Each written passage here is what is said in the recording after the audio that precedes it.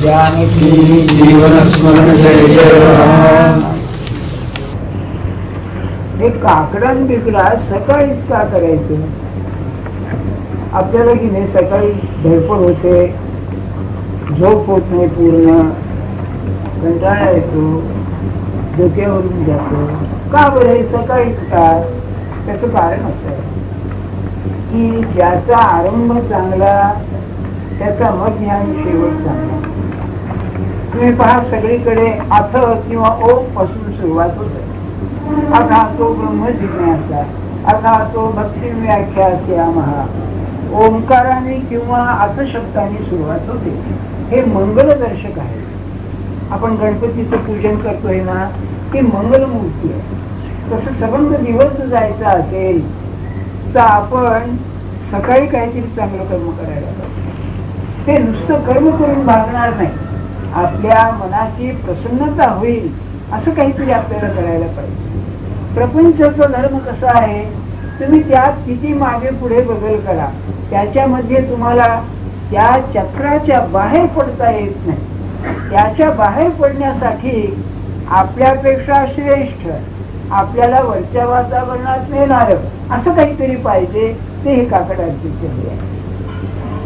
आता यात सुद्धा काय आहे पहा, दोन गोष्टी आहेत. एक, आपण श्रेष्ठ भगवंताला श्रेष्ठ मानतो. परमात्मा स्वरूप म्हणा, भगवंत म्हणा, आत्मा म्हणा, परमात्मा म्हणा, त्याची दोन अंग आहेत. एक ज्ञानांग आहे, एक आहे प्रेमाचे अंग.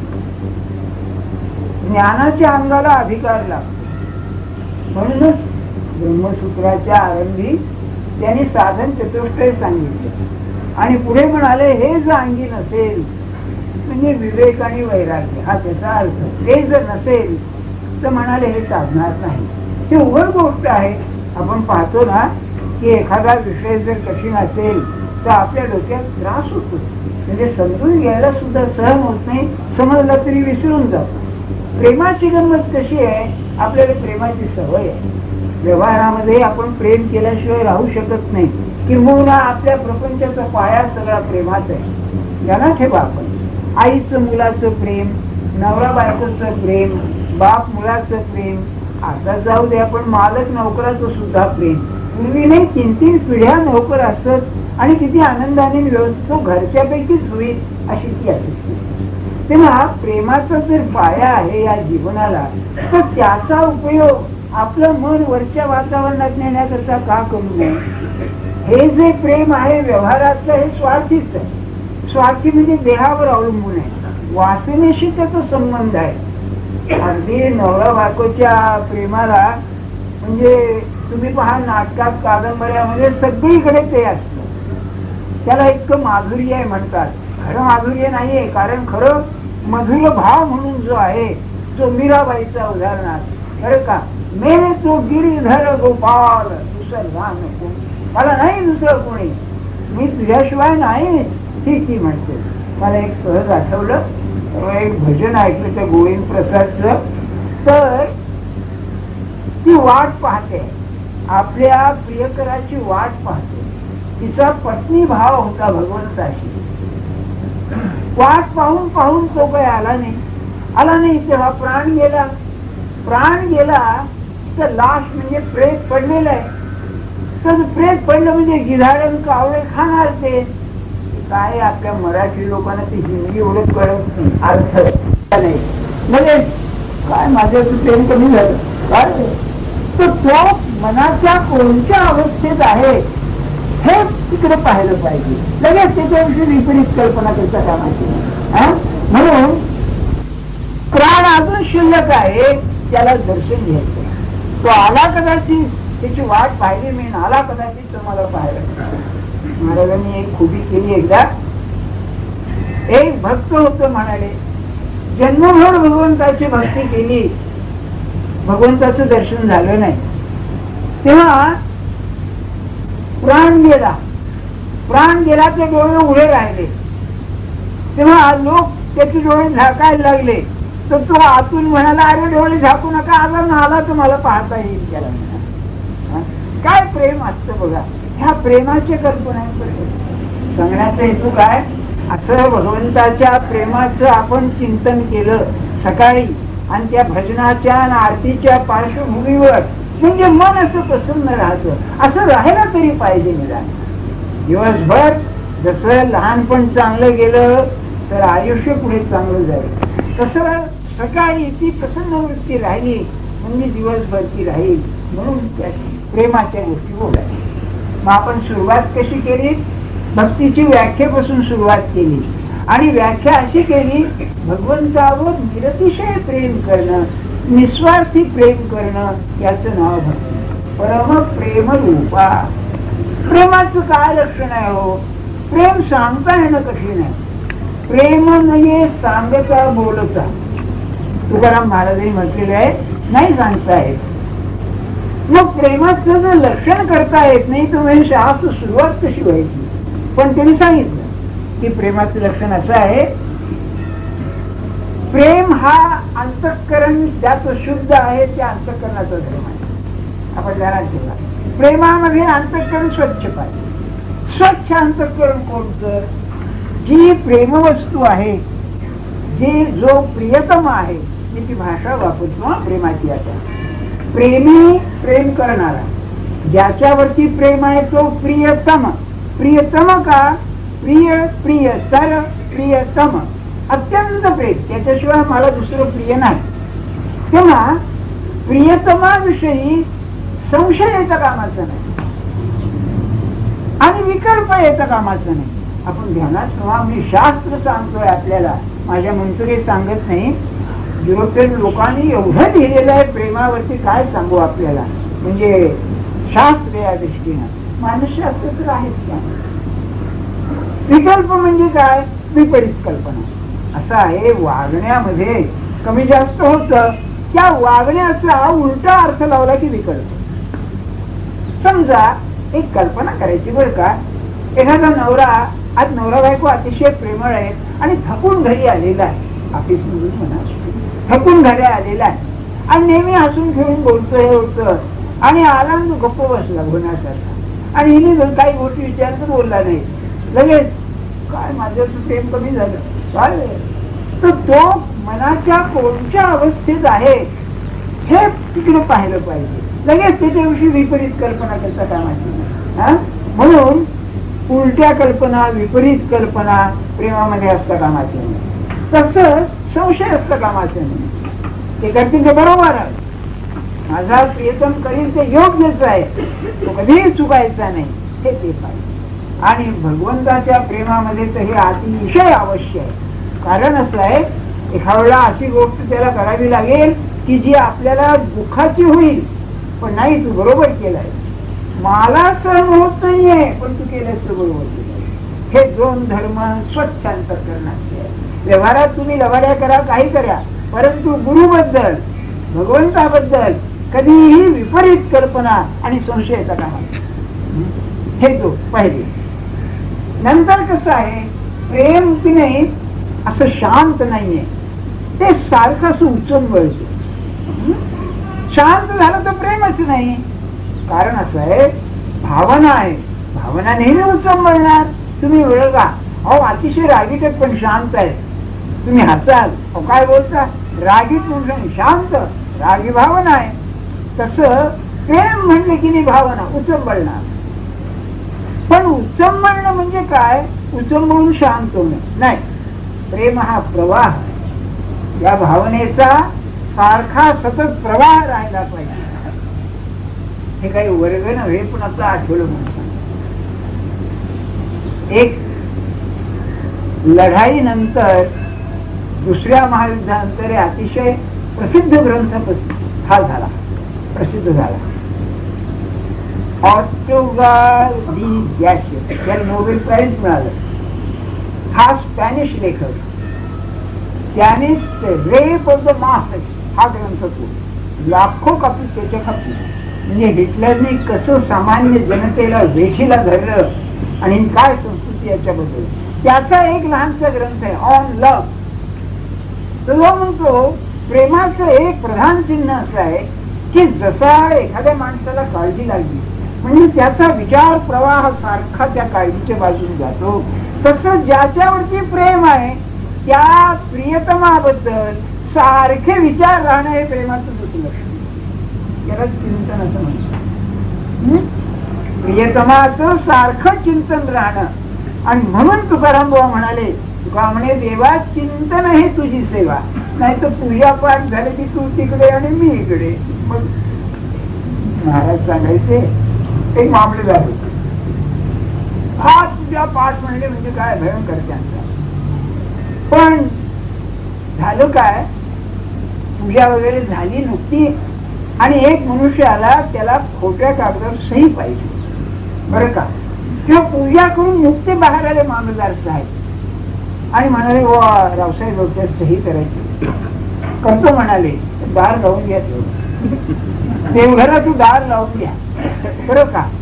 तेव्हा देव दार का लावून घ्या, अजून पूजा केल्याची आठवण आहे म्हणून मला ऐकायला जायचं. त्याला आपलं जा ऐकायला, म्हणजे पूजा झाल्यानंतर त्याचा माझा संबंध नाही अशापैकी स्थिती आहे.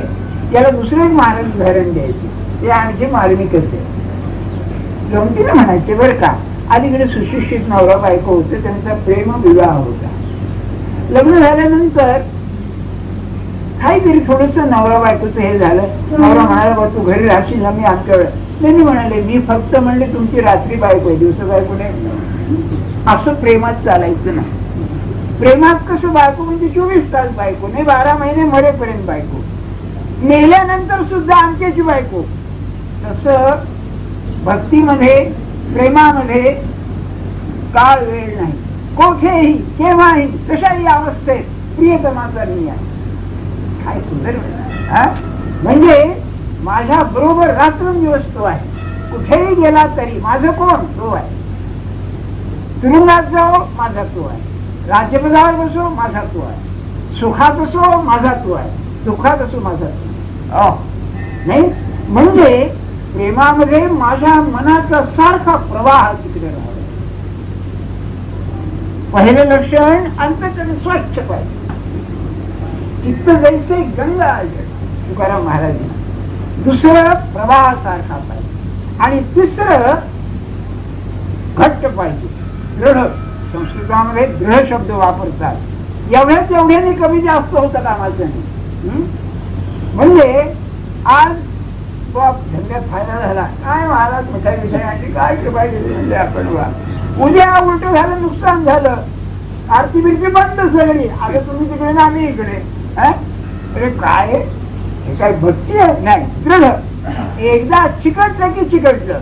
आता मी मेल्याशिवाय सुटणार नाही, कारण तू मरणार नाही, तू अमर आहे. किंवा मी मेल्याशिवाय म्हणजे देह जाईल. पण हाच भाव त्या मीराबाईंनी वर्णन केला आहे. कागा सबकन खाई हो, माझे डोळे खाऊ नकोस, कारण अजून तो येईल, माझं दर्शन होणं शक्य आहे मला. अशी स्थिती म्हणजे या जन्मी नाही, जन्मोजन्मी तुझा दास.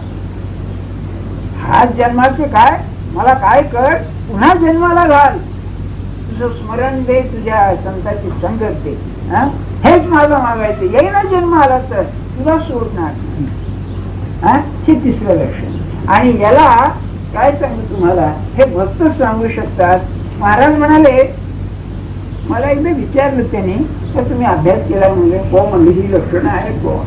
तेव्हा म्हणाले ते काय मला माहिती नाही, पण म्हणले ही 3 लक्षणं याच्यात बसतात का बघा. स्वच्छ सरोवर असावं, निर्मळांतःकरण. सरोवर स्वच्छ निर्मळांतःकरण. गंगा नदी वाहते आहे, हा म्हणले ते चिंतनाचा प्रवाह. आणि हिमालय पर्वत दृढ आहे, न हलणारा ही दृढता. वा वा वा, भक्त सांगू शकेल, भक्त सांगू शकेल. हिमालयासारखं दृढ पाहिजे, गंगेसारखं प्रवाही पाहिजे. आणि पुढे म्हणाले सांगतो, आणि सरोवरासारखं निर्मळ पाहिजे. आणि गंमत अशी, रामायणामध्ये वाल्मिकीचं वर्णन आहे, त्यामध्ये सुद्धा अंतःकरण निर्मळ कसं आहे, स्वच्छ सरोवराप्रमाणे अंतःकरण निर्मळ असं वर्णन केलं. महाराज पुढे म्हणाले, हा जो गंगेचा प्रवाह आहे हा शेवटी कुठे जातो, समुद्राला जाऊन मिळतो. तसं हे जे वाहणारं प्रेम आहे सगुणावरचं, शेवटी परमात्माला जाऊन मिळतं. हे प्रेम, ही प्रेमाची लक्षण. आज काय सांगतायत हे परमप्रिय अमृत स्वरूपाच भक्ती ही अमृत स्वरूप आहे. आपल्याला अमृताची कल्पना म्हणजे काय, पंचामृत आपण जे पितो ते शिकलं, पण अमृत आहे. अमृत शब्दाचा अर्थ मृत्यू वर्जित, ज्याला मृत्यू नाही, जे अमर आहे. मृत्यू वर्जित म्हणजे काय, मृत्यू हा काळाचा निर्देशक आहे. काळ काळ आपण म्हणतोच ना, काळ म्हणून. येथे काळ नाही, काळाची गती नाही, तो मृत्यू वर्जित आहे. म्हणजे भक्ती ही अमर आहे. अमर याचा अर्थ असा, पूर्वी होती, आता आहे, पुढेही आहे. म्हणजे भक्तीला आदि अंत नाही. आदि अंत नाही याचा अर्थ सती परमेश्वर स्वरूप. परमेश्वर स्वरूपाचं लक्षण सच्चिदानंद आहे, म्हणून ती अमृत स्वरूप आहे. म्हणजे आनंद स्वरूप, ज्ञान स्वरूप आहे. नाथांनी म्हटलेलं आहे की भक्ती ही माता आहे, ज्ञान हे पुत्र आहे. भक्तीतून ज्ञान निर्माण होतं. काय सुंदर आहे बघा. आणि यांचा दुसरा अभंग तर फारच छान आहे. भक्ती विण ज्ञान नको देवा, अभिमान नित्य नवा त्या माझी. रांडवेने जेरी शृंगारपै केला, पैसा तो शोभला ज्ञानी भक्ती विण. नाथांनी असं म्हणायचं. एखाद्या विधवाबाईनी, तिथे रानशुद्धाचा जुना मराठी शब्द आहे, एखाद्या विधवाबाईंनी शृंगार करावा, तो जसा तिला शोभत नाही, तसा ज्ञानी पुरुषाला अहंकार होतो ज्ञानाचा. प्रेम नसेल तर ते शोभत नाही. म्हणून तुकाराम महाराजासारखा महाभक्त काय म्हणतो, शेती जाताना घोटवीन लाल ब्रह्मज्ञानी हाती, मुक्ता आत्मस्थिती सांडवीन. अरे असं या कीर्तनी ब्रह्मरस आहे, तू कशाला गोष्टी सांग. कीर्तनामध्ये भगवंताचं गुणवर्णन असतं, प्रेम. तेव्हा अमृत स्वरूप म्हणजे ही आनंद स्वरूप आहे. आनंद कसा, केव्हाही, टाइम स्पेस कॉस्ट, केव्हाही कुठेही काहीही कारण नसताना राहायला पाहिजे. हे आपल्याला मिळवायचं आहे बरं का. आज तुम्ही प्रसन्न आहात ते कारण कळत नाही. आज सकाळी काकडाचं व्यवस्थित झालाय म्हणून जरा प्रसन्न असं निदान नाटक तरी करायला काय हरकत नाही का. नाही तर आपलं कसं आहे, मी रोते क्यों, अरे हमारी सुरती वैसी आहे म्हणाले, अशी स्थिती आहे आपली, नाही का. असं नाही, प्रसन्नता पाहिजे. महाराज एकदा म्हणाले, भक्त भक्त म्हणजे काय, कोणत्याही परिस्थितीत केव्हाही त्याला पहा, त्याची प्रसन्नता हरत नाही. ती प्रसन्नता बाहेरची नसते, बाहेरची प्रसन्नता हे प्रतिबिंब आहे, आतली प्रसन्नता. आपण असे खालीवर खालीवर होतो, सुख दुःख, उदासीनता, प्रसन्नता, निराशा, आशा, ह्याच्या हेलकळ्यातून बाहेर पडलं पाहिजे. आणि कशाच्या जोरावर, त्यांच्या जोरावर. म्हणून आनंद कसा पाहिजे, कालाचा संबंध नाही, जागेचा संबंध नाही. तुम्हाला माहिती काही लोकांना जागा बदलली की झोप येत नाही, झोप नाही येणार, पण आनंद काय राहायला हरकत आहे, नाही का. आणि त्यात नाम व्हायला काय हरकत आहे. ते स्वामी रामदास म्हणून अलीकडे होऊन गेले, त्यांच्या फळ वाचण्यासारखं आहे ना ते. म्हणजे मला त्यांचं महत्व का वाटतं, स्वित्झर्लंडला असताना त्यांना विचारलं की तुमच्या जीवनाचा हेतू काय, what is the ultimate object of your life. तेव्हा हे म्हणाले, केवळ भगवंताच्या नावाने आत्मज्ञान होतं हे दाखवून आहे माझ्या जीवनाचं हेतू. दुसरं काही केलं नाही. हा 13 मंत्र जपला, तारक मंत्र, दुसरं काही केलं नाही त्यांनी. त्यांच्या भारतीय विद्याभवनने त्यांची पुस्तकं छापलेली आहेत, रामदास स्पीक्स म्हणून, त्यावरती हाच मंत्र आहे 13 मंत्र. मुद्दा सांगण्याचं काय आपल्याला, की त्यांचा असा एक प्रसंग आहे, इन क्वेस्ट ऑफ गॉड म्हणून, रामाची इच्छा म्हणून ते हिंदुस्थानवर फिरले. त्याला एकदा तिकीट नाही काही नाही, संन्यासी त्याचं तिकीट मास्टरने उतरवले त्यांना खाली आणि बसा म्हणले इथे. तर त्यांना रेल्वे स्टेशनच्या मुतारीपाशी बसवली. इतकी घाण तिथे, डास आणि घाण, बोलायची सोय नाही. झोप कसली आहे, झोप नाही. काय म्हणाले, रामाने उपकार केले, बरं झोप नाही, रात्रभर जग छान झाला म्हणाले. आपण ऐकून सोडून देऊ नका हो नुसतं, नाही का. नाहीतर ते हे लागलंय गारबाड सुरू झाला किंवा गणपती, डोकीदुखी आहे ते तुम्हाला. ते सिनेमाची गाणी मी सांगितलं ना, एक व्यंगचित्र आलं होतं एका मासिकामध्ये, मला वाटतं आवाज म्हणून नाही त्याच्यामध्ये, की गणपती उत्सव, गणपतीची आरास विरास झालेली, गणपती बसलेला, समोर मोदकांचं ताट वगैरे ठेवलेलं, आणि सिनेमाचं गाणं सुरू केलं, हाय रे राम बुद्धा मध्ये मिल गया, सिनेमाचं गाणं सुरू केलं. गणपती असा लागावला, एक एक मोदक घेऊन फेकून मारायला लागला. हे आपलं व्यंगचित्र, पण बरोबर आहे. अरे करता काय लेखो आणि हा प्रसंग काय नाही का, अशापैकी आहे. आपल्या जपात खंडायचं कामाचं नाही, रात्री 2 वाजेपर्यंत चालेल आणि सकाळी आपली जपाची वेळ, कसं शक्य आहे? पण नाही, तक्रार नाही, याच्यात खरी खूबी आहे. हा आनंद कसा आहे, केव्हाही कोठेही काही कारण नसताना अकारण पाहिजे. आणखी 2 गोष्टी आहेत, कोणावरही अवलंबून असता कामा नये, परतंत्र असता कामाचं नाही. आज सकाळचं चहा नाही मिळाला हुआ, पहिली चहा असेल तर जपाला, हे नाही होता कामाचं. स्वतंत्र पाहिजे, काही माझी अवस्था असो, असं केलं तरच आजारपणामध्ये राहील, ध्यानात ठेवा आपण. आणि म्हातारपणचा प्रश्न दिवसेंदिवस अतिशय कठीण होत चाललाय. गंमत अशी, काल परवा आजच काल वाचलं पेपरमध्ये, जपानमध्ये म्हाताऱ्या माणसांचा मोठा प्रश्न निर्माण झाला आणि आणखी 15 वर्षांनी म्हणजे 2000 मध्ये 3 कोटी म्हातारी माणसं होती. आणि काय करायचं, त्यांना पेन्शन द्यावं लागतं, काय करायचं, त्यांना जगण्यात अर्थ नाही, त्यांच्या बरोबरची माणसं जातात, काय करायचं, कोण सांभाळणार त्यांना, काय स्टेट सांभाळणार, तुमचं काय शासन सांभाळणार नाही त्यांना. बरं, मुलं त्यांनी दिलंच आहे की जपानमध्ये असं असे की आई बापांना वडील मुलांनी सांभाळायचे, तर त्यांनी दिलं. आता ते कायदा नवीन झाला, ते गेला आता, त्यामुळे त्यांची मोठी हालाची अवस्था होते. आणि हा प्रश्न सर्व मोठ्या शहरात येणार आहे, राहायला जागा नाही, पैशाची तंगी, आणि यांचा तसा प्रपंचाला उपयोग नाही. मग मी काय म्हणतो, प्रपंचाला उपयोग नाही, निदान पीडा तरी होऊ नये, मग आपण जपात राहिलं पाहिजे. तो तुम्हाला खायला प्यायला घालतो, स्वस्त राहणार, खरंच असं आहे बरं. आणि नावं ठेवायचं कारणच नाही, कोणाला नावं ठेवणार तुम्ही.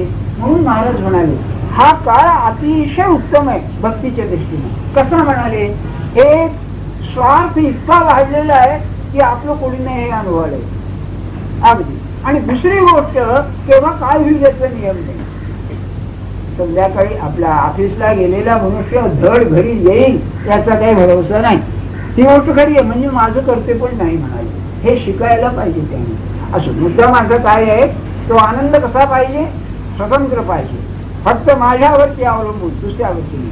आणि शेवटची गोष्ट, आनंदात चढ उतर होता कामाचा, कारण तो असा आहे, परिपूर्ण आहे, त्याला धरला की धरला. भगवंत काय लहान मोठा होत नाही, म्हातारा होत नाही. वाय किंबहुना गीता म्हणते हा पुराण पुरुष आहे, हा म्हाताऱ्यांच्या पेक्षा म्हातारा आहे.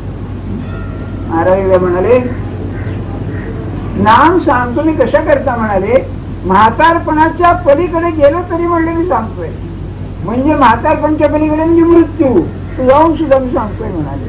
कारण म्हणले ते बरोबर माणसं सांगण्यात हेतू काय, ही त्या आनंदाची लक्षण आहे. अमृत म्हणजे आनंद स्वरूप आहे. परमात्म्याची भक्ती कशी आहे, आनंद स्वरूप आहे. भक्ती म्हणजे काय आहे हो. समर्थाने शारदेला वंदन केलेलं आहे दासबोधामध्ये. त्यामध्ये असं म्हणलंय, हरिभक्ती भक्तांची निज भक्ती ही कशी आहे, हरिभक्त जे आहे त्यांची जी भक्ती आहे ती आपली संलग्न अवस्था तुर्या तुर्या तुर्या परमात्मा स्वरूपाशी तादात्म्य असताना जीवाची जी अवस्था आहे ती ही भक्ती आहे. जये करिता महत् कार्या प्रवर्तले चालू, ही महंतांची शांती, ईश्वराची निजशक्ती. म्हणून ज्ञानात आणि भक्तीत फरक काय आहे, ही आई आहे. फरक असा आहे, पहिल्यांदा सुरुवात केला मी आपल्याला सांगितलं, ज्ञानी मोक्ष काय म्हणेल, तू ते साधन तेवढे संपन्न होऊन ये बा, मोक्ष पाहिजे, वैराग्य पाहिजे, आणि तुझं प्रपंचातलं प्रेम कमी पाहिजे, तितिक्षा पाहिजे, सहनशक्ती पाहिजे, तर तू ये. म्हणजे हे कसं आहे की समजा तुम्ही धुळीस माखला आहात तर स्वच्छ होऊन ये, स्नान बिन करून ये, तर माझ्याजवळ येण्यात येऊ नको. आई काय करी? आई म्हणेल अरे काय घाण झाले सगळे आण तुझं, त्याला त्या घाणीमध्ये कडेवर घेईल, आपल्या हातानं मळ काढील, स्वच्छ करील, कपडे घालील आणि जवळ घेईल. अशी भक्ती.